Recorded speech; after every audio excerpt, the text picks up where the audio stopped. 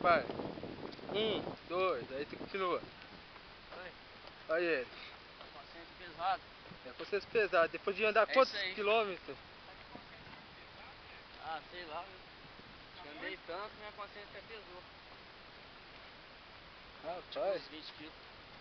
Dos 20 vai chegar nos 40. Cada vez que anda mais peso é. Ei. Não vale mais.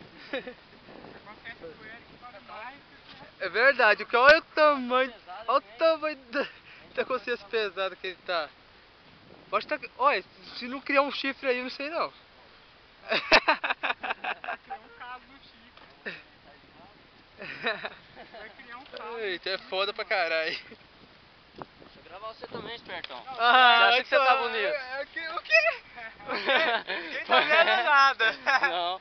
O latão nas costas. Ele não tem água em casa, aí só comer, né? Tem que buscar no meio do mato.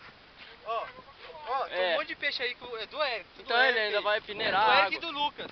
Ele vai coar a água pra beber a água. Você viu ajeitar a situação do Tá garoto. levando o peixe pra fazer de mistura. Tá levando a água pra tomar banho depois. É, ué, isso mesmo. A situação do moleque.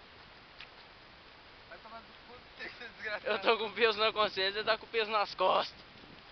Vou te contar aí. Eu vou levar Viado. as carças do Eric na minha mão aqui.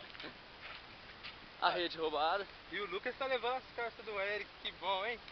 Eric, Tomando cadê seu essas cu. carças? Tá aqui, perfeitamente. Ah, tá nada. Esperar dar 2 minutos pra fechar.